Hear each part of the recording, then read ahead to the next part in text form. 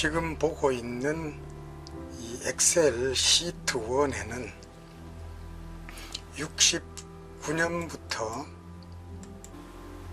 2014년까지 우리나라의 GDP, 노동 투입, 자본 스톡, 노동 분배율, 자본 분배율 데이터를 보여주고 있습니다. 이 데이터는 펜 월드 테이블에서 한국에 관한 국민소득, 노동 투입, 자본 스톡, 노동 분배율, 자본 분배율 데이터를 가져온 것입니다. 이 기본적인 데이터를 이용을 해서 한국의 총요소 생산성을 구해보고자 하는 것이 이번 사례입니다. 여러분들이 생산성의 경제학 책에서 보았듯이 솔로우의 성장 회계식에 의해서 GDP, 노동 투입, 자본 투입, 노동 분배율, 자본 분배율이 있으면 총 요소 생산성 증가율을 계산할 수 있다는 것을 보았습니다. 솔로우의 성장 회계식에 의하면은 우선 생산 증가율, 노동 투입 증가율, 자본 스탁 증가율을 구해야 됩니다. 그래서 바로 이 부분에서 생산 증가율, 이 부분에서 노동 투입 증가율, 이 부분에서 자본 투입 증가율을 구할 겁니다. 자, 우선 생산 증가율을 구하게 되면은 69년부터 70년까지의 생산 증가율은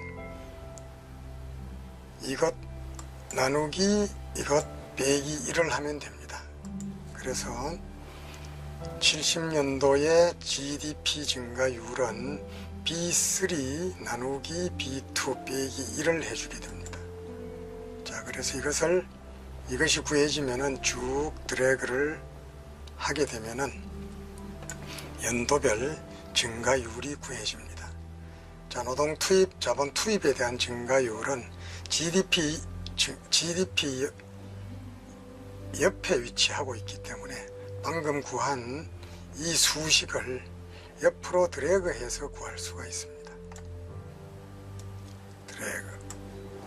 그렇게 되면은 GDP 증가율, 노동 투입 증가율, 자본 투입 증가율이 계산이 되었습니다. 이번에는 노동 투입 증가율에다가 노동 분배율을 곱해주는 절차입니다. 그래서 E3 조금 전에 구한 노동 투입 증가율과 노동 분배율을 곱해줍니다. 그렇게 되면은 E3 곱하기 방금 구한 노동 투입 증가율이 되어서 이것이 구해집니다. 자, 그래서 마찬가지 방법으로 쭉 드래그를 해주면 되고, 자본에 대해서도 마찬가지로 이렇게 드래그를 해주게 되면은 노동 투입 증가율에 노동 분배율을 곱한 것, 이거는 자본 투입 증가율에 자본 분배율을 곱해준 것이 됩니다. 자, 그러면 이번에는 이 총요소 생산성 증가율은 바로 GDP 증가율에서 노동 투입 증가율 곱하기 노동 분배율 한 것을 빼어주고, 또 자본 투입 증가율에서 자본 분배율을 곱해준 것을 빼어주면 됩니다. 그래서 이것 빼기 이것 빼기 이것을 해주게 되면은 바로 이것은 69년에서부터 70년까지의 총요소 생산성 증가율이 되겠습니다. 자, 이렇게 해서 여러분들은 솔로우의 성장 회계식에 의해서 총요소 생산성 증가율을 구했습니다. 그 다음에는 총요소 생산성 지수를 한번 구해보도록 하겠습니다. 자, 지수라고 하는 것은 특정 연도가 1이라는 기준 하에서 어떤 연도의 수준을 보여주는 것이기 때문에 2011년도를 1이라고 하고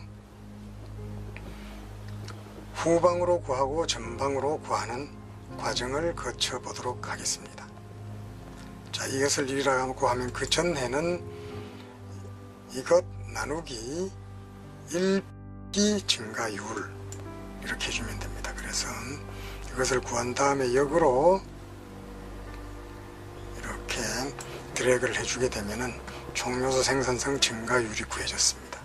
그 다음에 여기를 1로 했을 때 그 다음 해의 지수는 바로 이것 곱하기 1 플러스 바로 이 증가율을 곱해주면은 바로 이것이 구해지게 됩니다. 그럼 이렇게 드래그를 해주게 되면은 바로 여러분들은 GDP 수준, 노동 투입, 자본 투입, 노동 분배율, 자본 분배율로부터 총요소 생산성 증가율과 총요소 생산성 지수를 구할 수 있게 되었습니다. 그러면은 이번에는 이 기간별로 GDP 증가율 평균, 노동 투입 증가율에다가 노동 분배율을 곱해준 것의 평균, 자본 투입 증가율에다가 자본 분배율을 곱해준 것의 평균, 그리고 총요소 생산성 증가율의 평균을 한번 구해보도록 합니다. 자, 71년도부터 80년까지 생산 증가율의 평균은 G4에서부터 G13까지 평균입니다. 다시 말하면은 바로 이 부분 G4 71년부터 80년까지의 평균 증가율이다 라는 것을 나타냅니다. 그 다음 81년부터 90년까지는 G14에서부터 G23까지의 평균, 91년부터 2000년까지는 24에서부터 33까지 평균, 자 2001년부터 2010년까지는 34에서 43까지, 그 다음에 2011년부터 2014년까지는 44에서부터 47까지의 평균입니다.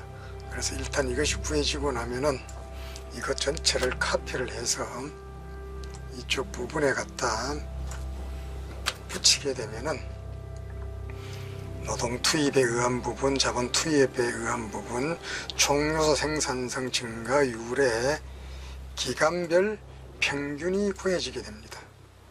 자, 이제 여러분들은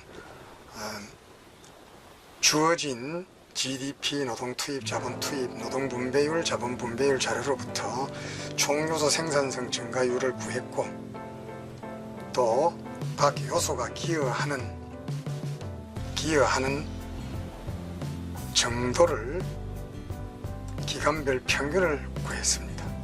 자, 그러면 이번에는 이 GDP 증가율 또는 산출 증가율을 100으로 했을 때 노동 투입이 기여한 부분이 얼마이냐, 자본 투입이 기여한 부분이 얼마이냐, 총요소 생산성 증가율이 기여한 부분이 얼마이냐 라고 하는 것을 구해볼 차례입니다. 자, 이것 나누기 이것 나누기 이것, 자기 자신 나누기 자기 자신, 그러니까 이것은 전부 빼기 되겠죠. 네. 이거는 뭐가 될까요? 요놈 나누기, 요것 나누기 요것이 됩니다. 그래서 이거를 구할 때 G 앞에 달러 사인을 한 것은 드래그를 하더라도 이 부분 G라고 하는 부분은 변하지 마라 라는 이런 의미입니다. 그래서 이것을 드래그 이렇게 해주면 되죠. 자, 이 부분은 역시 드래그, 그러면 전체를 다 드래그를 하면 되겠네. 이렇게 하게 되면은, 자, GDP 증가율을 100으로 했을 때 노동 투입이 기여한 부분, 자본 투입이 기여한 부분, 총요소 생산성이 기여한 부분을 각각 구할 수 있게 되었습니다. 자, 이 부분을 우리가 책에서는 기여율이라고 했었고, 이 부분은 바로 기여도다 이렇게 얘기를 했었습니다. 자, 자, 그래서 자, 이 부분 위에 숫자를 그대로 가지고 온 겁니다. 위에서 그대로 가지고 온 것, 위에서 그대로 가지고 온 것, 이 표를 만들어서 이 자료를 이용을 해서 그래프를 그려본 것이 바로 전체 GDP 증가율 가운데 노동 투입이 기여한 부분, 자본 투입이 기여한 부분, 생산성이 기여한 부분을 기여도로 나타낸 도표가 되겠습니다. 이거는 바로 전체를 100으로 했을 때 기여율을 나타내는 도표가 됩니다. 그리고 이것은 연도별 총요소 생산성 증가율을 막대 그래프로 그린 겁니다.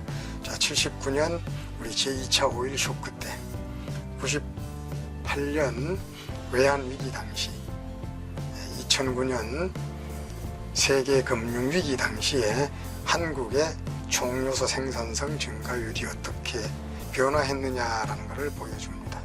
챕터 4는 조금 전에 우리가 구했던 총요소 생산성 지수 2011년을 1로 하였을 때 이 총요소 생산성 지수가 어떻게 변화했느냐라는 것을 보여주는 도표가 되겠습니다. 우리는 이 간단한 이 자료로부터 솔로우의 성장 회계식을 이용을 해서 총요소 생산성을 구하는 방법을 살펴보았습니다.